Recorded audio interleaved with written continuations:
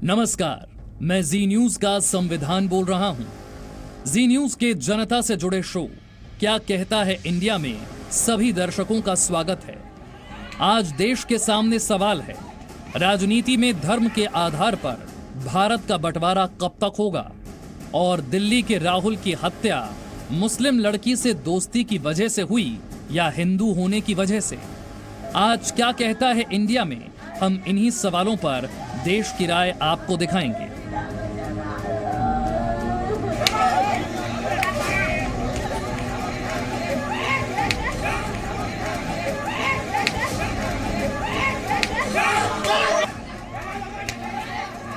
आपने पालघर में साधुओं की क्रूर हत्या देखी, आपने राजस्थान के करौली में एक पुजारी को जिंदा जलाने वाली क्रूरता की पराकाष्ठा देखी और अब दिल्ली में 18 साल के राहुल की हत्या पर राजनीति का मौन देखिए।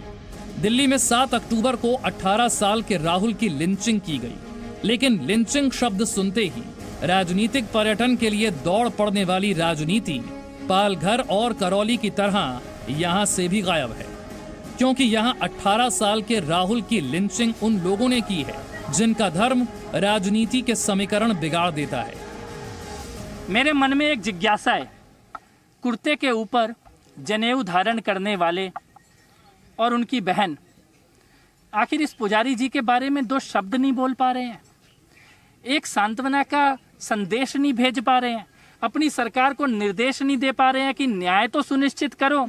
और वो गाड़ी जो हाथरस के टोल टैक्स पे भिड़ जाती है और वो महान लोग जो बिना धक्का दिए गिर जाते हैं, उनकी गाड़ी करौली की तरफ क्यों नहीं मुड़ पा रही है? उनके मैप में नहीं आ रहा है क्या? उनको आना मना कर दिया गया है क्या? हाथरस में नीचे गिरकर राजनीति की टीआरपी उठाने की कोशिश करने वाले नेता यहां नहीं पहुंचे, ट्वीट तक नहीं किया, दिल्ली पुलिस पर आरोप भी नहीं लगाए गए, जबकि जहां राहुल राजपूत की दिन दहाड़े लिंचिंग हुई वहां से पुलिस चौकी सिर्फ कुछ कदम दूर है। राहुल की दोस्त के मुताबिक उसके भाइयों ने राहुल को पीट पीट कर मार डाला, लेकिन सिर्फ 50 मीटर दूर चौकी पर पुलिस चाय पीती रही। राहुल की चीखें सुनकर भी कोई नहीं आया। कहते भी अपने सारे कजिन और भाई को उसकी तबीयत ठीक नहीं है, मैं तो मारो कोई नहीं सुनता, उसको मारते रहते हैं। उसके स्टमक में ऑलरेडी पेन होता पहले से, उसी जगह पे मारते हैं उसे। राहुल की लिंचिंग के आरोप में 2 आरोपी मोहम्मद राज और मनवार हसन को गिरफ्तार कर लिया गया है। 3 आरोपी नाबालिग हैं। जी न्यूज के पास घटना वाले दिन का सीसीटीवी फुटेज भी है। राहुल की दोस्त ने जी न्यूज को बताया कि वो दोनों जल्दी शादी करने वाले थे, लेकिन ये बात उनके भाइयों को पता चल गई और उन्होंने दिन दहाड़े राहुल की लिंचिंग कर दी। मैंने सुने 5 पकड़े गए, 5 क्यों पकड़े गए? 8 थे जब 5 तो 8 तारीख को ही पकड़े गए थे, वो 3 कहाँ हैं अब तक? क्या कर रही है पुलिस? क्या कहता है इंडिया में आज देश का सवाल भी यही है कि मुस्लिम लड़की से दोस्ती की सजा क्या मौत है? उसकी मुस्लिम दोस्त और राहुल बच्चा हिंदू था, तो उसकी वजह से क्या उसकी हत्या हो सकती है? ये ऐसे कैसे हो सकता है? क्या हमारे सेलिब्रिटीज ने हिंदू मुस्लिम शादी नहीं की है?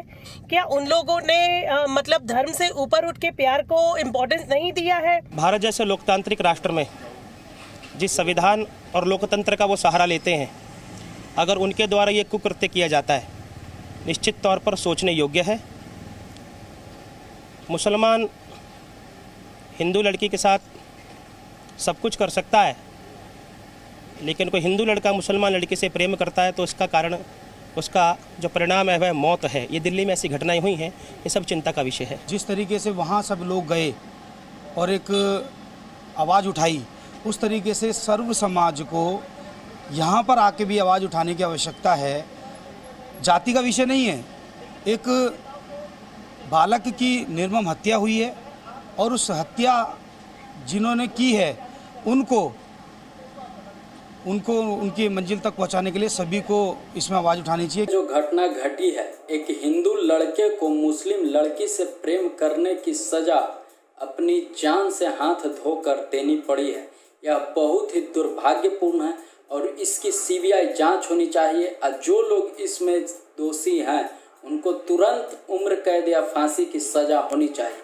और इस तरह से लव जिहाद वाले लोगों को हमेशा के लिए जड़ से ही मिटा देना चाहिए। दिल्ली में एक राहुल नाम के हिंदू लड़की की पीट पीट के हत्या कर दी जाती है। उसका दोष बस इतना था कि उसने एक मुस्लिम लड़की से दोस्ती की थी। क्या अब हम हिंदुस्तान में भी किसी का धर्म और जाति पूछ के हम दोस्ती करेंगे? नहीं ना।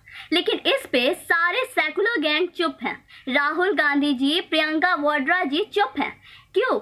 हाथरस में तो उन्हें बड़ा उस लड़की पे दया आ रहा था, चिल्लाया जा रहा था, ये किया जा रहा था, जबकि उस लड़की की रेप की पुष्टि नहीं की गई थी। लेकिन तो भी वहां पे वो लोग नौटंकी करने पहुंच गए थे। क्या दिल्ली में उनको याद नहीं आती? दिल्ली में हुई इस लिंचिंग पर ठीक बलरामपुर जैसी चुप्पी है। बलरामपुर में एक दलित लड़की का गैंगरेप हुआ। गैंगरेप की क्रूरता की वजह से पीड़ित की मौत हो गई। लेकिन हाथरस में दलित राजनीति से अपनी टीआरपी उठाने की कोशिश करने वाले नेता बलरामपुर नहीं गए, क्योंकि हाथरस में आरोपी ऊंची जाति से हैं और बलरामपुर में रेप के आरोपी मुस्लिम हैं। राजस्थान में भी कई दलित बेटियों का रेप और गैंगरेप हुआ।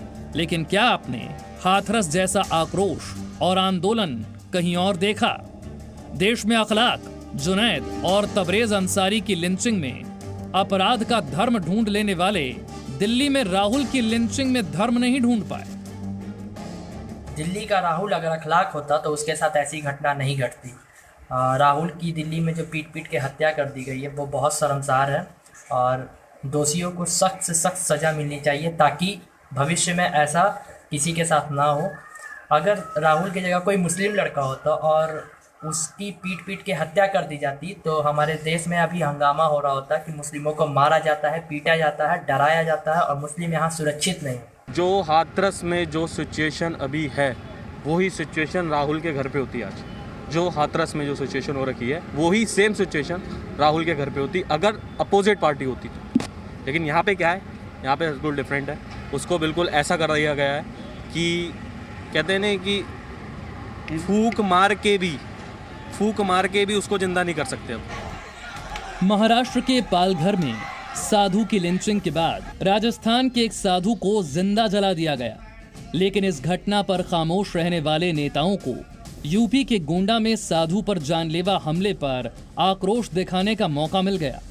करौली में जमीन विवाद पर साधु की हत्या को अपराध बताने वाली कांग्रेस ने कहा कि यूपी में साधु सुरक्षित नहीं है। कांग्रेस के मीडिया प्रमुख रणदीप सुरजेवाला ने ट्वीट किया, अब गोंडा यूपी में मंदिर के पुजारी संत सम्राट दास की गुंडों ने की सरेआम हत्या। काश हिंदी मीडिया के चैनल और साथी राजस्थान की तरह यहां भी जवाबदेही मांगते। ओ भूल हो गई, आदित्यनाथ व भाजपा से जवाब मांगना मना है। यानी जिस कांग्रेस को राजनीति के लिए पालघर में साधुओं की लिंचिंग नहीं दिखी, उसने यूपी में राजनीति के लिए जीवित साधु को भी मरा हुआ बता दिया। थोड़ा दर्द हो रहा है। बाकी जैसे कि हमें पता चल रहा है कि 2 लोगों को पकड़ लिया गया है और आगे उनकी कार्रवाई अच्छी होगी। हमें पूर्ण विश्वास है और हम योगी जी से यही चाहते हैं कि उसके ऊपर कम से कम 31 मुकदमे हैं, तो उसको ध्यान से थोड़ा एक बार देखिए।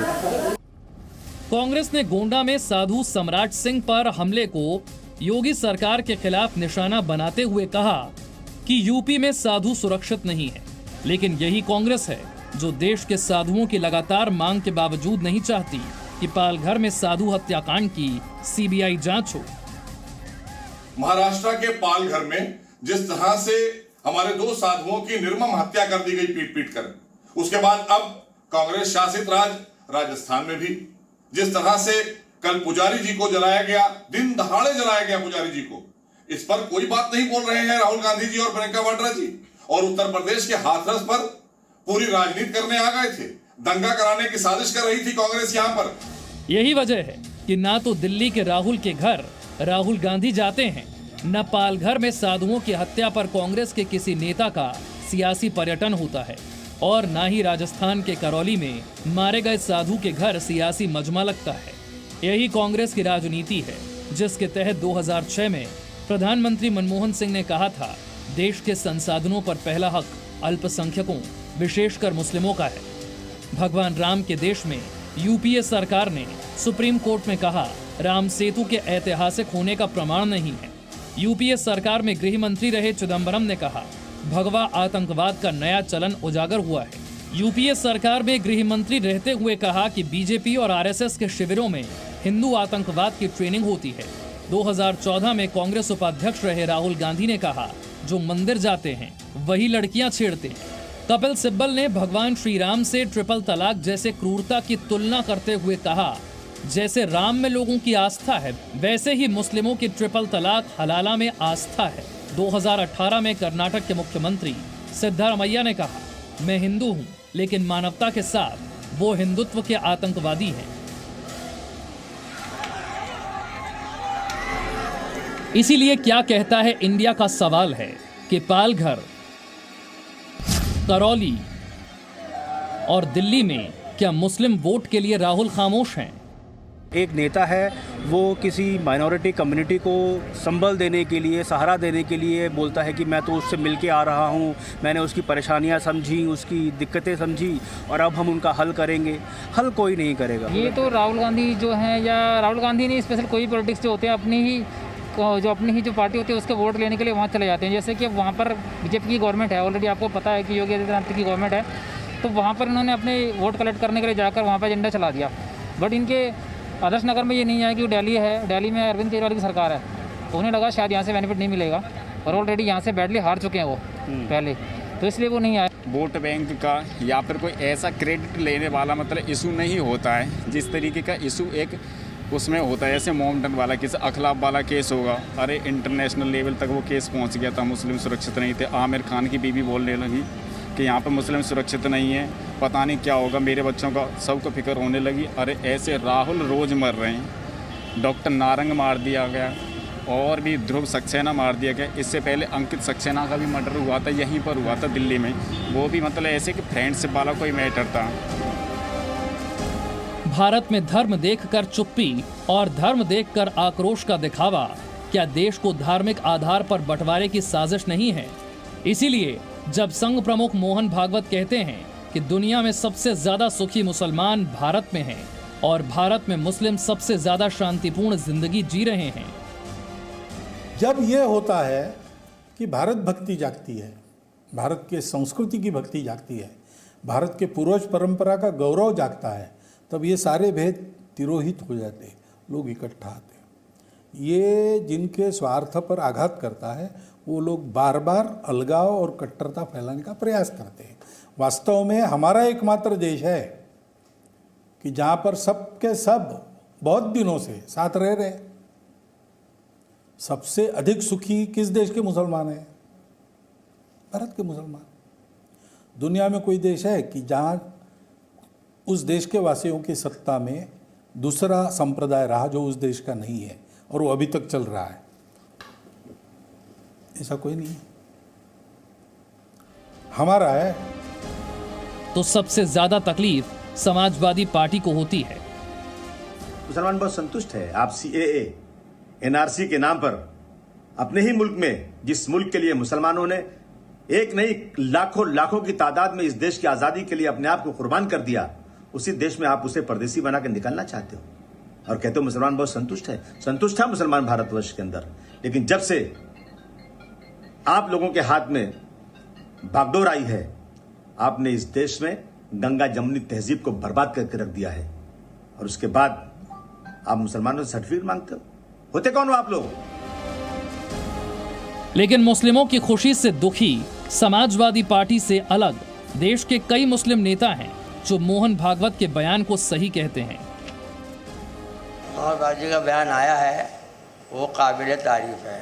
उन्होंने मुसलमानों की तारीफ की है और ये बात जो उन्होंने कही है कि मुसलमान यहाँ पर हिंदुस्तान में खुश है और मुल्क को ज़्यादा बेहतर ज़िंदगी गुजार रहा है, इसमें कोई शक नहीं है, क्योंकि हमारी सदियों की ये परंपरा रही है कि हिंदू मुसलमान सब एक साथ प्यार मोहब्बत से रहते हैं, क्योंकि हर मामले जुड़े हुए हैं और हर मामले में एक दूसरे के गम में खुशी में शरीक होते हैं हिंदू मुसलमान।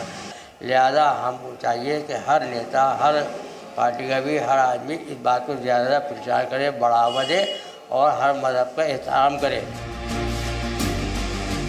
देश के मुस्लिमों के खिलाफ भ्रम की यही सियासत है जिस पर कभी 370 हटाने के नाम पर मुस्लिमों को डराया गया, कभी राम मंदिर के नाम पर भड़काया गया, कभी ट्रिपल तलाक पर बहकाया गया और कभी नागरिकता बिल के खिलाफ मुस्लिमों से प्रदर्शन कराए गए।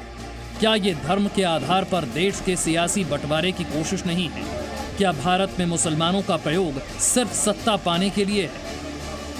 धर्म पे बंटवारा होते होते ही आज हम लोग इस मुकाम पे पहुंच गए हैं कि जगह जगह पे लाइक रेप होता है तो उसमें भी लोग धर्म का ही नाम लगा देते हैं। ये बड़ी बदकिस्मती है कि हिंदू मुस्लिम लड़की या लड़के पे आप राजनीति करते हैं। आज हम इंफॉर्मेशन टेक्नोलॉजी के दौर से जुड़ गए हैं और आज जो है वो बच्चे जो है वो बचपन से जानते हैं कि उनके लिए अच्छा क्या है और बुरा क्या है। ये वोट बैंक की जो राजनीति है ना, ये दीमक की तरह लगी हुई है हमारे देश में, कई सालों से लगी हुई, चलती आ रही है। ये साफ होनी चाहिए। यहाँ भीम आर्मी भी होती, पीएफआई से फंडिंग भी होती, 50 करोड़ रुपए इनके अकाउंट में भी होती। यहाँ पे भी एक नक्सलवाद परिवार होता जो इनके सहयोग में खड़ा होता। यदि ये कोई जाति विशेष प्रकार का समूह होता। ये भारत के धार्मिक बंटवारे और तुष्टीकरण की राजनीति है जिसकी वजह से कश्मीर में हिंदू नरसंहार हुआ, दिल्ली में हिंदुओं के खिलाफ दंगों की साजिश हुई, बेंगलुरु में दंगे हुए, हिंदुओं को भारत में नागरिकता के खिलाफ प्रदर्शन हुए, बंगाल समेत कई राज्यों में हिंदुओं को दूसरे दर्जे का नागरिक बनाने के आरोप लगे, कैराना समेत कई जगहों पर हिंदू पलायन को मजबूर हुए और धर्म वाले चश्मे से वोट बैंक देखने वाले हिंदू अत्याचारों पर पालघर, करौली और दिल्ली में राहुल की हत्या की तरह खामोश रहे। Presenting V News app available on Google Play and App Store. Download it now.